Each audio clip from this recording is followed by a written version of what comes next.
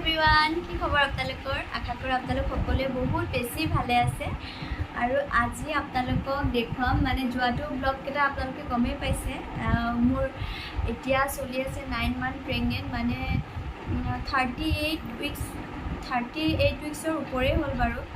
আৰু বোলো হেৰি হস্পিটাললৈ নিয়া বেগটো আপোনালোকক দেখুৱাম মই কি ৰেডি কৰিছোঁ। যিসকল নিউ মম প্ৰেগনেঞ্চি জাৰ্ণি চলি আছে তেওঁলোকে অকণমান কিবা এটা মানে মোৰ ব্লগৰ জৰিয়তে কি নিব লাগে গম পাব আপোনালোকে। আৰু ময়ো ইমান নাজানো, আগতেতো মানে মন হওঁতে ইমান একো ৰেডি কৰা নাছিলোঁ, অকণমান ইটো সিটো লৈ গৈছিলোঁ। কিন্তু আজিকালি বহুত বস্তু নিব লাগে, সেইবাবে ময়ো ইমান হেৰি নহয়, ভিডিঅ' চাই গম পাইছোঁ। তেতিয়াহ'লে ব'লক ব্লগটো এতিয়া আৰম্ভ কৰোঁ আৰু মই কি নিছোঁ আপোনালোকক দেখুৱাওঁ। মোৰ ভিডিঅ'ৰ জৰিয়তে কোনোবাই যদি উপকৃত হয় কমেণ্ট বক্সত কমেণ্ট কৰি জনাব নাপাহৰিব। ব'লক ব্লগটো এতিয়া আৰম্ভ কৰোঁ। বেগ মই আগতে মানে বহুত দিন আগৰ পৰাও মই ৰেডি কৰা নাই, জাষ্ট কেইদিনমান আগত মই কাপোৰখিনি ধুই মেলি ৰেডি কৰিছোঁ। নতুন কাপোৰ একো তেনেকৈ কিনা নাই, কেইটামান কিনিছোঁ। মনৰ কাপোৰ মই ৰাখি থৈছিলোঁ, 12 বছৰ সাঁচি ৰাখিছোঁ।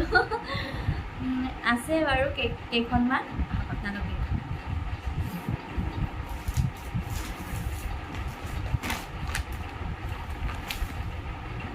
এয়া এনেকুৱা, এইটো কাৰ জানেনে? মনৰ হয়।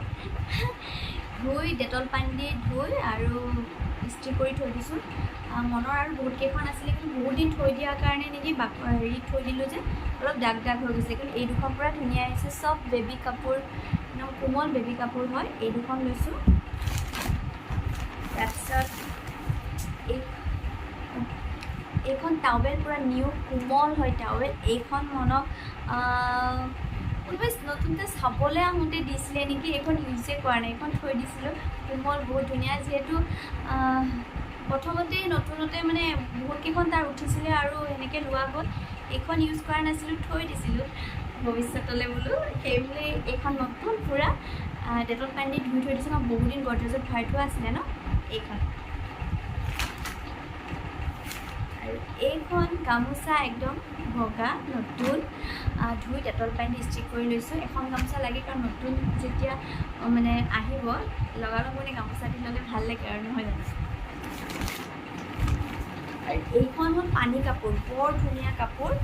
আৰু মই এইকেইটা ফ্লিপকাৰ্টৰ পৰা লৈছোঁ। কোমল, এইটো পলিথিন নিচিনা আছে, আৰু এইটো মানে পূৰা বেবী কাপোৰৰ হয় আৰু ধুনীয়া হয়। এখনেই আনিছোঁ, পিছত আৰু লাগিলে কিনি। বস্তু সৰু ল'ৰা ছোৱালী মানে সৰু একে জন্ম পোৱা এমাহ দুমাহৰ কাৰণে যথেষ্ট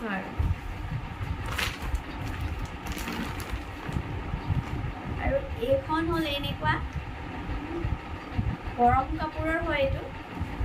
যিহেতু এতিয়াও আৰু 15 দিনমান বাকী আছে হ'বলৈ, ডক্টৰে কোৱা মতে। এইখন গৰম কাপোৰৰ, মায়ে দি পঠাইছে এইখন নতুন কিনা। আৰু এখন লৈছোঁ। আৰু এয়া ডাইপাৰ ফ্লিপকাৰ্টৰ পৰা। মনো আহিছে, মনে কাপোৰ দেখি পাগল হৈ গৈছে, বেবীটো কিমান অকমানি হ'ব বোলে।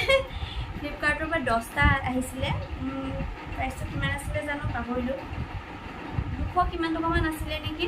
আগতেতো এনেকুৱাবিলাক মনৰ কাৰণে ঘৰতে বনাই দিছিলোঁ, এতিয়া যিহেতু ফ্লিপকাৰ্টত পাই আৰু লৈ ল'লোঁ। আৰু একদম ধুই ডেটল পানী দি ধুই থৈ দিছোঁ। আৰু এয়া একদম মানে কাপোৰ, কোমল কাপোৰ, ধুতি কাপোৰ, চুচিব বা কিবা কাৰণত লাগিব পাৰে বুলি এয়া টুকুৰা টুকুৰকৈ কাটি, এয়া আপোনালোকে ক'লে বিশ্বাস নকৰিব, মোৰ শাহুৱে কাটি থৈ যোৱা। এতিয়া ঢুকুৱা 12 বছৰেই হ'ল। আৰু মনৰ টাইমতে কাটি থৈ দিছিলে, মানে 2 পলিথিন বনাই থৈছিলে। তাৰপিছত আকৌ হেৰি ইমান দৰকাৰ নহ'ল, মই থৈ দিছিলোঁ। আৰু এয়া এতিয়াও আছে, যে ধুই মেলি ইস্ত্ৰি কৰি বঢ়িয়াকৈ ৰাখি থৈছোঁ। নেক্সট আপোনালোকক দেখুৱাম ভাবিলোঁ। এই দুখন মই আনিছোঁ। এই দুখন জন্ম পাওঁতে যে ল'ব লাগে এনেকুৱা। এইটো কিন্তু হেৰি গেঞ্জি কাপোৰৰ লৈছোঁ। এয়া দেখিছে নহয়, এনে গেঞ্জি কাপোৰ। এই দুখন মই অনলাইনতে আনিছোঁ দেই, ফ্লিপকাৰ্টত। এইখন ফ্লিপকাৰ্টৰ পৰা লৈছোঁ।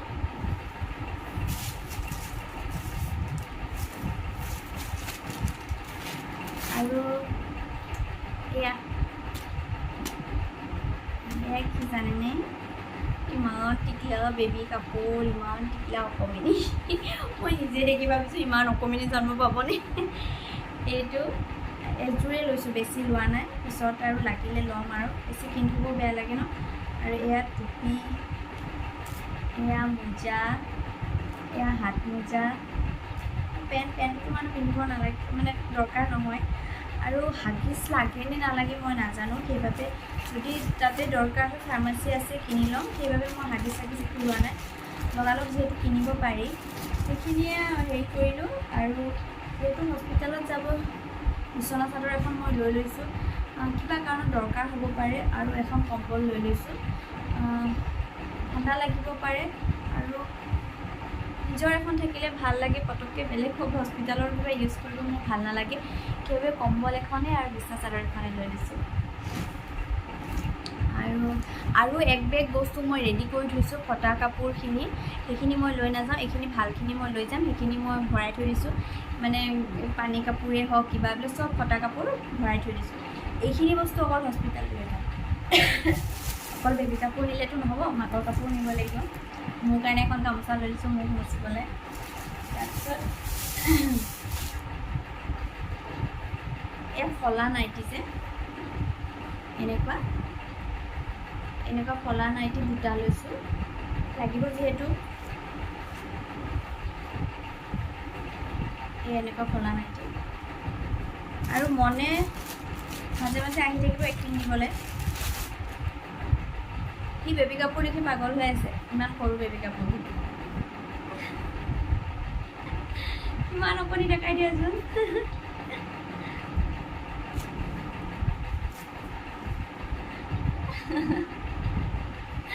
টিকলু বহুত বেছি টিকলু ইও ভাবিছে কি পুতলা পিন্ধা কাপোৰ অকণমানি বেবী সি দেখা নাই এইবাৰ ফাৰ্ষ্ট টাইম দেখিব আৰু সি কৈছে সি ফাৰ্ষ্ট টাইম সিয়ে ল'ব বোলে তাকো ফাৰ্ষ্ট ল'ব নিদিয়ে সি লাজ লাগিছে হ'ব ঘাম লাগি আছে গৰমত টুপটুপীয়া হৈ আছে একদম ধুই থৈ দিছোঁ যোৱা কিতাপ পঢ়াকৈ ভিডিঅ'টো কমপ্লিট কৰি লওঁ তাৰপাছত পেটিকোট দুটা লৈ লৈছোঁ লাগে নে নালাগে নাজানো তথাপি লৈ লৈছোঁ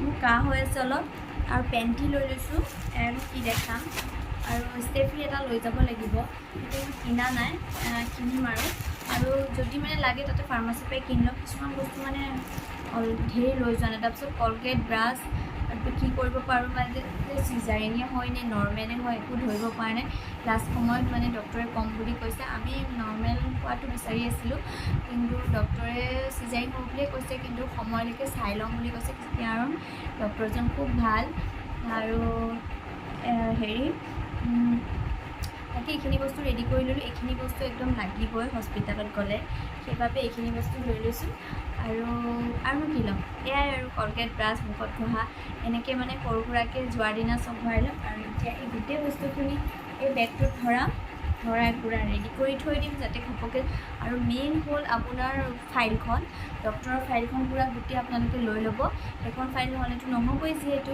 ফাইলখন পূৰা ৰেডি কৰি পূৰা এটা বেগত পূৰা ধুনীয়াকৈ লৈ ল'ব এইখিনি হ'ল মা আৰু পোৱালীৰ মানে মা আৰু বাচ্চাৰ বস্তু এইখিনি যিহেতু দৰকাৰ আৰু আজিৰ ব্লগটো যদি চাই আপোনালোকে ভাল পালে যদি ভাল পাইছে লাইক কৰিব শ্বেয়াৰ কৰিব যিসকলে মোৰ চেনেলত নতুনকৈ আহিছে প্লিজ ছাবস্ক্ৰাইব কৰি যাব আৰু তাৰপিছৰ জাৰ্ণি আপোনালোকক দেখুৱাম যদি ভিডিঅ' কৰিব পাৰোঁ দেখাম মোৰ কেনেকুৱা হয় মোৰতো এইবাৰ অৱস্থা বহুত বেছি বেয়া কাৰণ মনৰ টাইমত একো বেয়া একদম পূৰা হেল্ডি আছিলোঁ মই এইবাৰ অকণমানো হেল্ডি নহয় বহুত দুৰ্বল মোৰ এইবিলাক চকুৰ তলত পূৰা ক'লা পৰি গৈছে খজুৱতি মানে ইমান খজুৱতি হৈছে মানে কি ক'ম গৰম যথেষ্ট গৰম পাইছোঁ মানে 9 মাহৰ জাৰ্ণি মোৰ বহুত বেছি কষ্টকৰ চলি আছে তাৰপিছত বেবী হোৱাৰ পিছত আপোনালোকক জনাম মোৰ কি প্ৰব্লেম হৈছে বহুত বেছি প্ৰব্লেম হৈছে কিন্তু আপোনালোকক মানে কৈ বুজাব নোৱাৰিম মোৰ অৱস্থা একদম বেয়া হৈ গৈছে ভালে বেবীটো হয় যাতে তাৰে আশীৰ্বাদ কৰিব তেতিয়াহ'লে আজিলৈ এৰিলোঁ বাই